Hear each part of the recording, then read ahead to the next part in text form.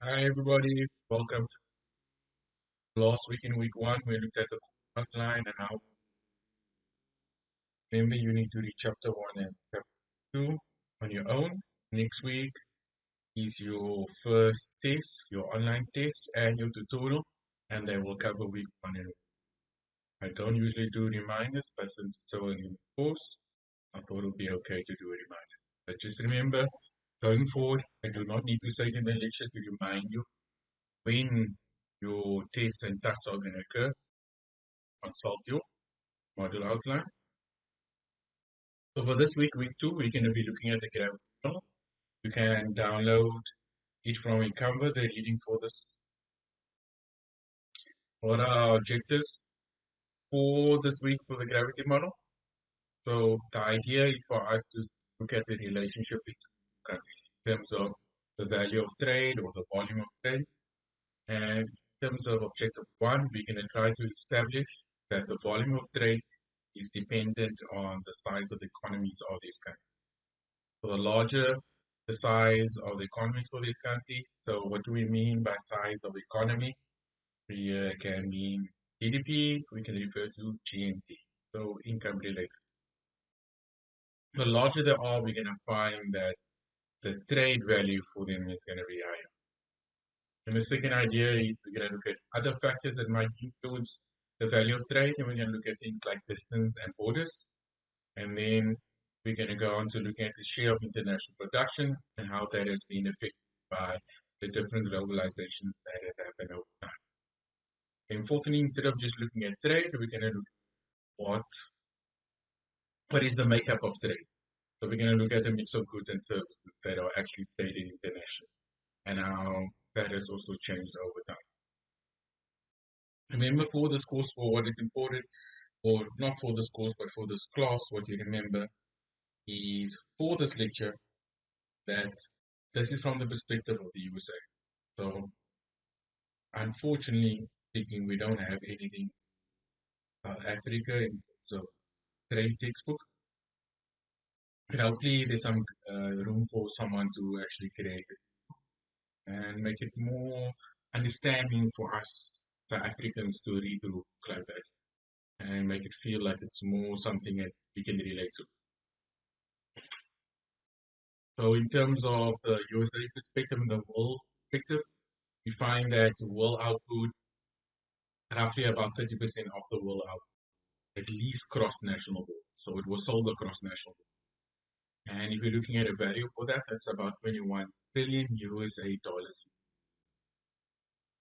Then looking from a USA perspective, we find that the five largest trading partners were China, Canada, Mexico, Japan, and Germany from 2008 to 2015. During that same period of time, if we're looking at the 15 top trading partners for the USA, we find that they accounted for about 59% to 75% for the same in terms of the trade, USA trade. These are all statistics. I don't expect you to know exact figures, but you should at least and know all the main trading partners of the USA. Should at least say, okay, I do know of this country and that country is a large trade, and because identifying those countries could be important. And this is just a table or not a table, a graph to show you the top 15 performers, the top 15 USA traders. And we find if you look at here, in terms of the European countries, we see here Germany, United Kingdom, and France. They feature quite heavily in the top 10. So why do they feature quite heavily in the top 10? If we compare them to Europe, the region they come from, find that they are actually the largest economies in that region. So this is kind of trying to say or indicating that the size of the economy plays a bigger role in who you actually trade with. So what we're going to do now moving forward is to say, okay, see now there's a size of economies that's playing a part. Let's compare it to the percentage USA trade. So this is what this graph is trying to do. So the y-axis, we're looking at the percentage of USA trade with the European countries. So we're limiting ourselves to the European Union and the USA. We're looking at the relationships that way. So what we're trying to find is, okay, let's compare the percentage of USA trade to that of the actual size of the European countries, their share of the GDP, of the total GDP that the European Union makes. So we look at Germany, for example, it's roughly about 20% of the GDP of the European Union, and that relates to roughly about 24% of the percentage of USA trade with the European Union. So it's kind of indicating, in a sense, it's a one-to-one relationship. So if country B, country A, was 20% or constituted 20% of the world GDP, then roughly speaking, any country that trades with it trade about 20% with him. So it's equal, like for like. This is important. The trade that you do with another country is dependent on the size of that country relative to the GDP in that region, the GDP in the world. So in our case, we only limit ourselves to the European Union. What we're going to try to do later on is related to terms of the world. So you find here's a few countries, Netherlands, Belgium, and Denmark. So they relatively are small in size when they share the European Union. And the percentage of USA trade actually exceeds the share of the European Union GDP. If you look at Netherlands, Netherlands is about 4%, forms about 4% of the European Union GDP. But when it trades with the USA trade is very close to 10%. So these are the big performers. Their trade exceeds the actual size of the country. And here we have these big economies like France, United Kingdom, which perform slightly worse off than the share when compared when trading with the USA. So it's not real. It could just be in the case of the USA, but the United Kingdom and France, when trading with some other countries, they might have a big issue. But all in all, taking consideration all the European countries, it forms roughly a 45-degree line, trying to indicate a one relationship. So there is some relationship between the share of GDP of the world or the European Union relative to the trade with a specific country. In our case, the USA. So this leads us to this model. This model is very similar to Newton's gravity law, but it has been adjusted to cater for the size of economies and to take this distance into consideration. So what you find is that both the sizes of the economies for both countries, so I's country is the one country and J is the other country. When you look at the trade volume, which is just the size of trade between them, is directly proportional to the sizes of both countries and inversely proportional to the distance between the two countries. Why the distance? The further two countries away from each other, what plays a factor? Insurance, transport costs, the many factors that can play a role. And age is a constant, can be determined. We will find later that given a certain scenario, a certain amount of this, we can determine age. And that is going to be one of your exercises for you to do. I'm not going to be showing you how to determine age. I'm going to guide you to the point.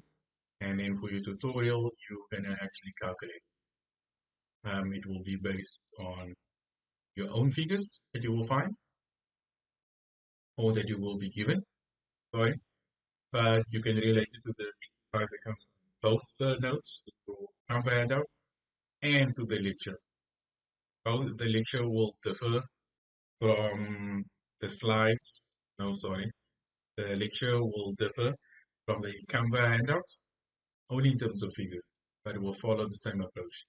So maybe that helps you to understand because the reading in the handout can be a bit confusing because they actually assume a lot of things and they skip over the calculation. Maybe the lecture will help a bit. So this is a simplified version, general version. So this is when you have A, B, and C. When A, B, and C is equal to 1, we get the same simplified version. Why do we have A, B, and C here? A, B, and C are, you can see as adjustments when it's not exactly a one-to-one relationship. And then that can also be A in a sense, right? So you have these variables, you can either choose them or you can estimate them. And part of your tutorial is going to ask you how do you estimate A, B, and C? What do you need to do to this equation to be able to estimate them? Do you estimate them with the real values or do you hypothesize them or something like that? And your tutorial is also going to ask you about A. What happens to A? Follow that approach of trying to estimate A, B, and C. Must require a bit of research, but it's not actually.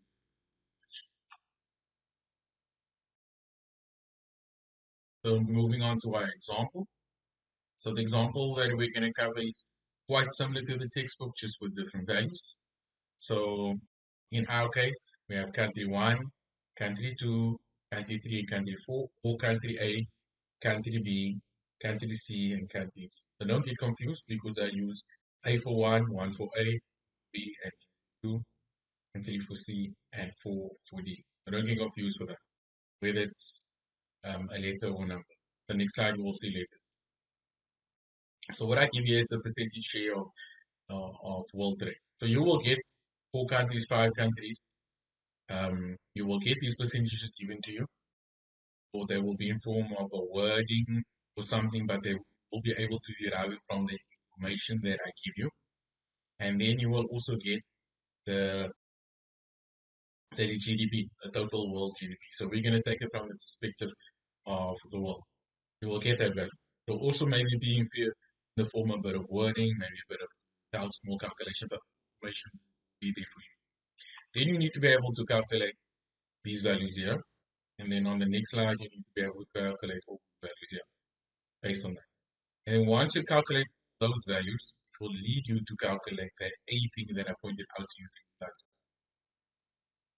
But let's go through the calculation. So the first part is, if the total world spending is 30 million, then the percentage share of world trade for country 1 or country A will be, this is 0.5 or 50%. 50% of 30 million is 15. And then similarly for country 2 or country B, this is 30%. 30% of 30 million is 9. And then for country 3, 15% of 30 million is 0.5 million. Similarly, then you can calculate the 1.5 million, country 4, or country B. So that leads you to the next slide. That's very easy, right? That shouldn't be difficult at all. But now we're like going forth with the idea that, okay, the idea of finding the G. Now we need to say what is the value of trade or the volume of trade for country A with all the other 3 countries involved. So you have country A for country. We want to know if A and B traded, what is the volume that they trade? If A and C traded, what is the volume that they will trade? Or if A and B traded, what is the volume that they will trade at? So what you need to know is this graph we did earlier. What did we establish? If the United Kingdom has X% or X share of the European Union's GDP, then when it trades with the USA, the percentage trade with the USA trade will also be X%. So this was 30%, then while trading, would also trade with the USA at 30% from the USA. Right, very important. Now we go to the slide here. So now you can see why I put the values in here. So these are just our GDP values from the previous graph. Here's country A. Country A is not going to trade with itself internationally. Let me see. So then we go to country B. In country A, trades with country B, we need to know the value of trade for country A. To know the value of trade with country A with country B, you know the proportion of the share of GDP for country B. So I wrote the value on top, 30%. So B share of GDP. So when A trades would be the value of its trade would lie at 30 of the amount of GDP there. So if you look at it, it's going to be 0.3 times 515, which is 0.5. Similarly, when A trades with C, 1% size of its share of GDP.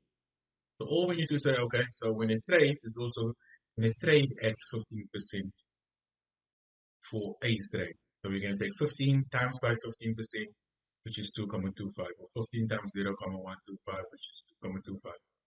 Similarly speaking, for country A, when it trades with country B, it's going to trade at 0.05%. So that would be roughly 0.75 million times A with the year. So here was a mistake, a typo here, I'm sorry. This is supposed to be, this is the previous slide, 0.05. Apologies. Right? Make sure you come here, this is 0.05. Okay, and then you take the same process with B. B won't trade with itself, but when it trades at A, it's going to trade at the share of A's GDP, which is 0.5. 50% of the world GDP goes to A. So when it trades, 50% of 9 million goes to B, 5 million. So that must be 4.5 million. And then all the other values are correct. You can just double check them. Can you see? If you compare the diagonals, they have the same values, and the same value, 0.5 and 2.5, 0.5 and 2.5. Okay, so the graph can also be read. If A traded with B, what would be the share? A traded with C. Because remember, it's a two-way relationship. Alright? So it's not the one country trading with the other. So you could calculate in all the other values, so on. Once you have all these values, using this equation here, right? You will use this equation here. But we will assume the distance is 1 kilometer. We're going to normalize it. We don't really want this to be a factor, so we're going to make it equal to 1. You can calculate A. How are you going to calculate A? I'm going to leave that to you to figure out how do you calculate A once we have the sizes of the economy and you have these values. This is part of your tutorial to figure out. Having finished and completed your tutorial, your tutors will mark your work. If there's any issues and you cannot solve A, which I found as 1 over 30, then you have to contact your tutors. If you do not have the emails, you can send me a message, or I'm going to counter a notice of emails, and then you can contact them directly to help you go through some aspects of the tutorials that you. If they are not helpful, which I doubt they won't be, but they should be decent at helping you. But if they cannot help you, then you refer the tutorial back to me. Then you contact me. But I'm going to ask if you contacted that tutor, and I'm going to speak to the tutor to see if you contacted to assist you assistance for the tutorial stuff. When I first contact them, they are being paid to do certain aspects of the course, and I am obviously never going to leave you behind. If you not get what they say, you come back and I will help you with no issue. Remember, there's a 2 hours set aside for one-on-one tutoring. Anyways, that's going to be in a tutorial. Then I have to go and enjoy that. Let's move on to some other aspects, looking at why the model might not hold.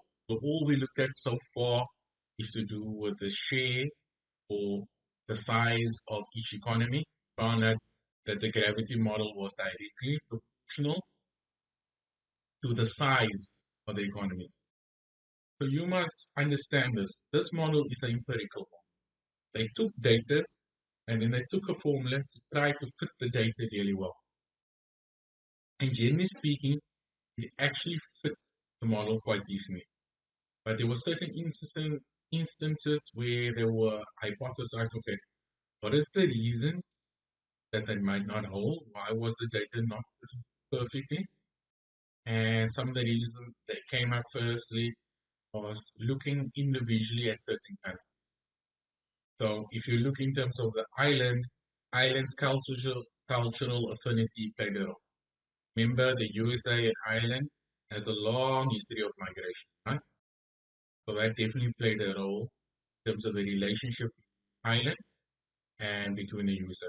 That's why they have actually quite a high amount of trade relative to Ireland being actually not not having such a big share of.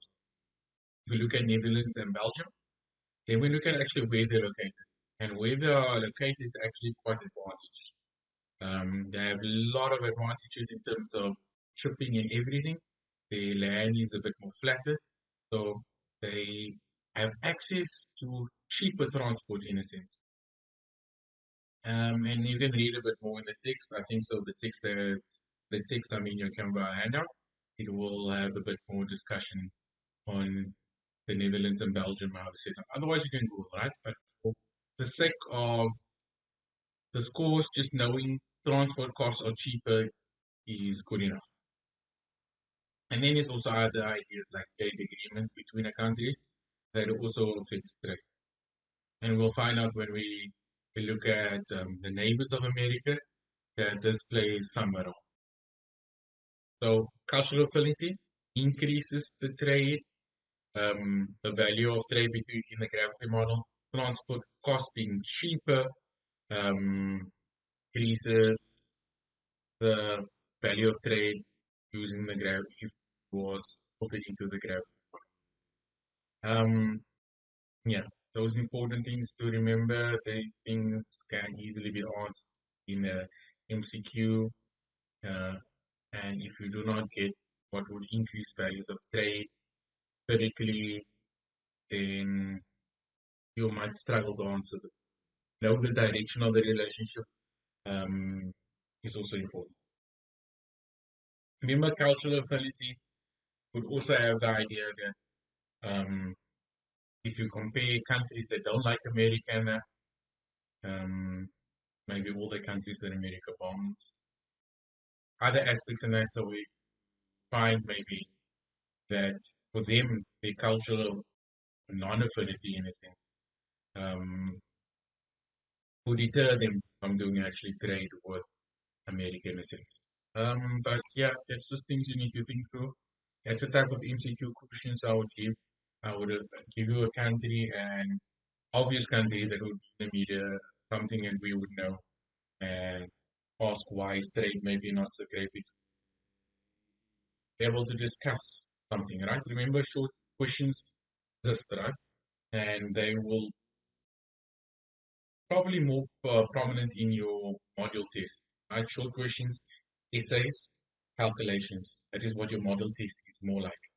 Your first online test, so this is just a side, your first online test, I like to do this in between as we actually fully listen to the lectures. Online test, or the first one coming up, you're going to get 10 MCQs. You're going to have hours to do it. It might require a bit of thought, but you know what chapters is already on, chapter 1, chapter 2, and this handout. Don't take it for granted. I am going to definitely ensure there's at least two very challenging questions in there. Maybe for some that read it, might not be challenging. But do remember, it's open book test, so you can always read through your work to try and assist you. But it's going to be in such a form. Imagine you have an hour test. We have about 80 pages of material you have in front of you. If you have not read the work, you can look for your answer. Like really, and you know where to go and start. It's going to be difficult as is. You need to ensure that you have read beforehand, so you know where to find it. This, I mean, in the text, in case you just there's something in the statement that just putting off, but you need to just go read somewhere to give you that clarity that you need. Anyways, good luck for that. Remember, your tutorials are mechanical or technical.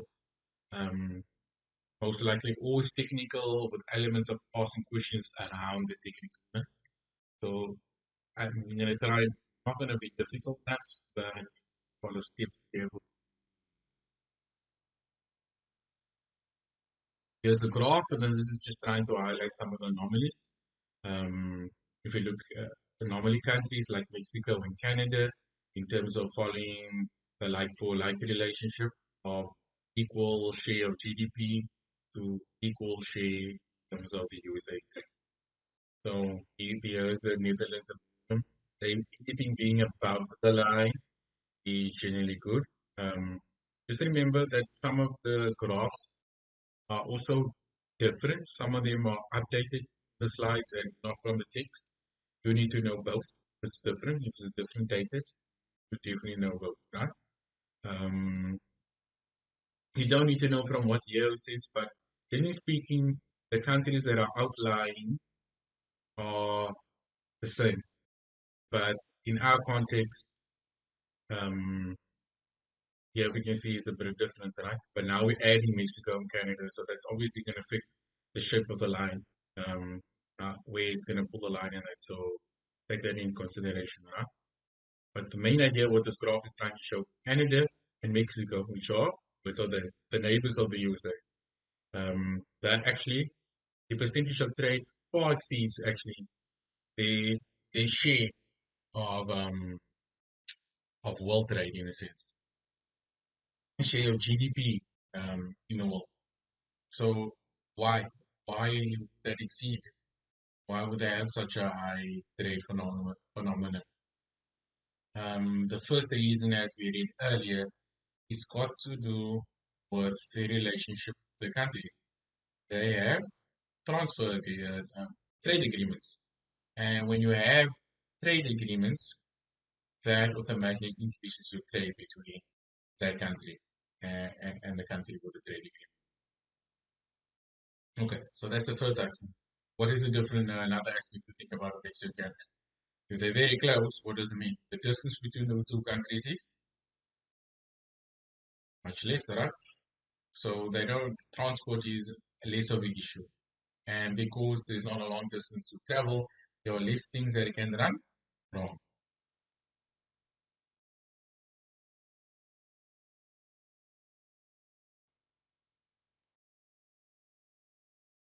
So in this brings us to the idea of Canada. So what I want to explain is here we have Canada, right? With Canada, America is right next to it. It's about 1.5 kilometers, say, from this Canadian firm. So let's say this is a Canadian firm. This Canadian firm is selling goods, right? America wants to import a good. It's about this American company is about 1.5 kilometers. Then we have other firms, B, E, E, F, and another E companies. They are family companies, so they have the same name. But all these companies, B, E, F, and B, they're all 1.5 kilometers away from this Canadian firm. But these are all Canadian firms themselves. They all live within the same kind of country, but uh, they are equal distance of 1.5 away. Similarly to what the American firm is 1.5 kilometers. And when it actually comes to these companies buying from this company, it will just take them whatever the time takes for in terms of transporting a good 1.5 kilometers. But that's fine. Everything, all these firms 1.5 kilometers away from this firm, maybe even in different provinces, but still in the same country, they have no issues in terms of transporting. There's no delay. But unfortunately, this other American company, which is 1.5, when goods get shipped from this Canadian firm towards this American firm, somewhere along is the border, they stop at the border, and what is found that this border is almost like increasing the distance by 1,500 to 2,500. miles. That's a lot, right? You can work out what that's in terms of kilometers.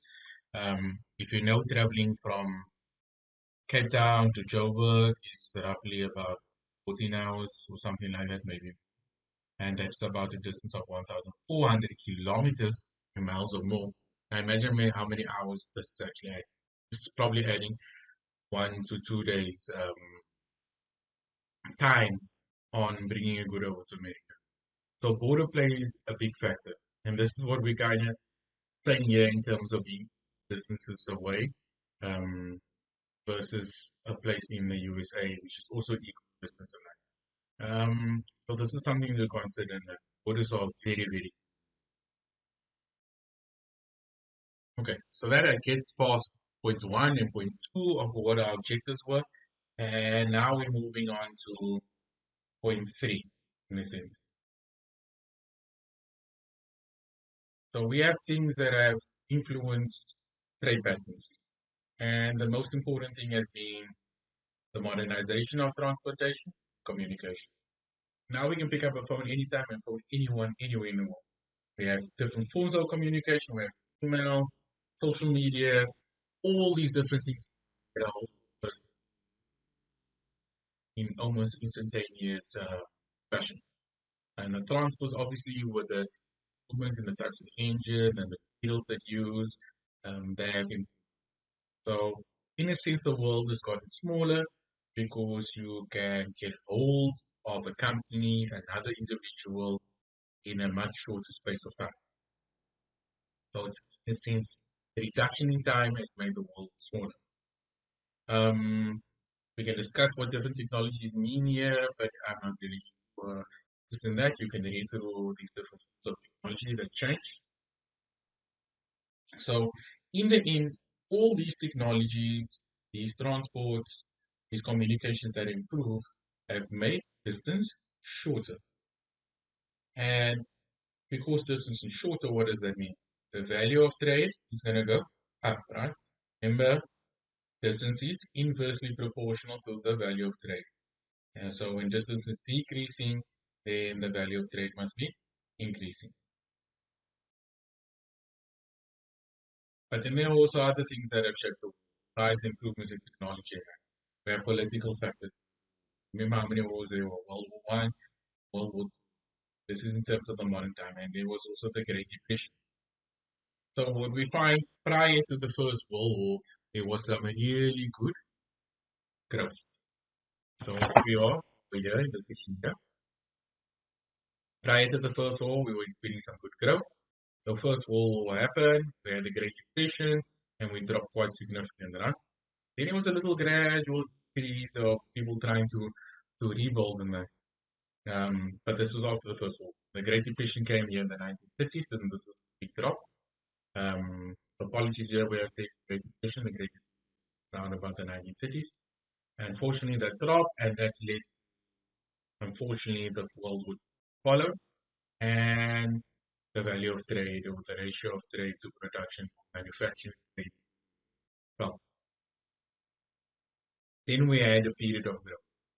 So when we and because there was a lot of discussion between a lot of countries, even Germany, even the country that was one of the main, you can say, enemies in the world, to the losers of World War II, they formed the basis of the growth is here in the future. That's why Germany is one of the best economies in the world because a lot of onus was put on them to help establish the world economy in a sense. And then we had this entire growth. And only when it got to around 1970, growth more or less be the same as in year 1930. So only by 1970. Then we had actually half the growth. And then we had this little fall. What is a little fall? The financial crisis, right? So we had this financial crisis, and that caused the world economy to fall. And if you look at it relatively, um, the fall was not so dramatic in terms of the massive climb over a 30-year period. And we've now actually recovered from that crisis and our growth is quite decent. So this is what is all being said in the slide. But there's also this idea of vertical disintegration. So what is vertical disintegration? That's the idea that all the processes for production is done by one company. So I have one company, they harvest the good, maybe the raw material, they process the raw material into a material, they use the material to do some form of production, some good, and then they sell the good. Now we have the idea of horizontal integration. So horizontal integration is multiple firms across the world. Um, Maybe they just have a relationship with each other, and maybe they're not multinational in a sense, but they each handle some process of production for this world. So you might just have a mining company in South Africa, they mine then that all goes to another country, maybe Germany. Germany processes the ore into some material, maybe metal. Metal goes maybe to China. Um, China then uses the metal to build some type of wood. Right, that's one form that is in the processes. The other idea is that with metal being bought, right, we have five different firms across the world. One firm does wheels, one person does doors for a car, another firm does the frame, one person does the engine, and then that maybe gets sent all to the fifth firm. The fifth firm does the assembly. This is the different things that we are facing in this world. And it's important for you to understand that an horizontal integration has become the way to grow at the moment. So maybe why all those firms are separated in a sense is maybe all of them have a competitive edge in that process. But if they had done the other process altogether, then they might not have had the competitive edge. Now you must consider these transport costs as well. And they've obviously considered this too. And then including with transport costs, it's still cheaper than having done it in a vertical one. So moving on to the last thing, section 4, the idea that we're looking at here is what type of things are we actually trading. So the main thing that is actually traded is manufactured products. Alright, so we have manufactured products, so cars and stuff like that, and we have commercial services, these transport costs, legal fees and that. We have some agricultural products, and we have some mining products at about 12. The manufacturing products is the main main share of world trade. This is in 2015, right?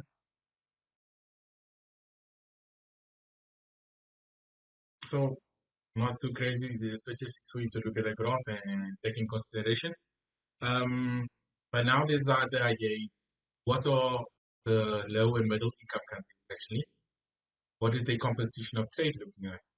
If we look at this in the 90s, which is roughly um, 6 years ago, right? About 50% of the exports, what they were actually selling outside to the world, was agricultural products. And only about 12% was manufacturing products. If we look more recent, about 20 years ago, we find that these same countries are now exporting more manufacturing products. So about 65% of what they manufacture, of what they produce is manufactured products, and about 10% is agricultural products. You have to think about the reasoning why. Um, is there really growth in agricultural food or in agricultural products? Maybe not so, right? You can only eat so much, right? But once you fed everybody, is no more growth unless people want to be gluttons and eat 10 times the amount they want. But in terms of the manufacturing side, it's a lot to do with positions. Right? I own a car, I own this technical thing, I own this manufactured product and that. So you can own a lot more of that in that sense. But that is not really the reason, right? One of the main reasons why firms move to manufacturing products and away from agricultural products is to do with the profitability. There was more potential growth manufacturing products, there was more profit manufacturing products. They shifted towards this, thinking this will help the growth, right? You will find out next year when if you come to honest, you will read it, will do a bit more about types of goods. In fact, I think the reading that you would do around The second term, we'll actually have a bit of discussion about this. If you look in China, about 9% of China, um, or 90% of the exports of China is manufacturing goods. So they're the world leading market in terms of manufacturing goods. This is just a graph to summarize what we discussed here with the low and middle income earners. We've seen the increase of manufacturing composition over time. We find that agricultural composition has decreased over time. This is just the shift. This is just the world is going. And it's shown that moving to manufacturers has increasing, which is, and you depict all this graph over here. And then on to our last section, service outsourcing. Um, so service outsourcing is just the idea that there's certain services and operations that you can relocate to foreign location. And of that you can do, and the most commonly known one, if you look at it in terms of electronic services, and that is the customer service centers that we have, or the customer service centers that India has, because we all know when you phone and you need someone to assist you with whatever issue is most likely from India. This person will be from India. Right? There are also certain services that you cannot move, right? They can't be shifted to overseas thing. But also based on a certain study, you are able to relocate service overseas or to foreign countries, and it's available. Um, and it potentially can go outsourced. It doesn't mean it must be outsourced. And you also got the idea of those are not tradable, and those are about 60% of all the jobs that's out there. Why? Why they're not tradable? Some of these services need to be close to the customer. It's not. It's going to affect trading. Um, yeah. So those are important things that you need to consider. That there's a graph for this table. Yep. There's a pie chart. So if we look at the pie chart, so this is just highlighting exactly what we said. Is 60% of the jobs out there are non-tradable, and then a lot of what is tradable that can be shifted is from the manufacturing sector and from professional services. It is very little in terms of education and health. It does probably exist and it's probably minute, probably 0.02% or something like that. That's something you can go look at. And then we have to summarize. Also important to summarize. Everything was mentioned earlier, but we covered the large trading partners of the USA. We covered also how the size of economies affect the trade between two countries. We've looked at the gravity model. We looked at the gravity model. And besides distance being an issue, we looked at the idea of culture, geography, and how multinational operations has affected the trade model. Well, influence trade. We looked at how transportation and communication has increased trade, and then how certain political factors might, over time, has influenced trade too. And then we've also seen that manufactured goods are historically, or not historically, nowadays the main composition or the main thing that people want to export. And that over time, agricultural products has decreased in terms of their importance, in terms of exporting. And that's it. Thank you. Next week, we will be starting on chapter 3, and we'll be looking at Adam Smith and the Ricardian trade models. Would be something that you might have seen in microeconomics at some stage, and we'll be covering it at the end. Thank you. Bye bye.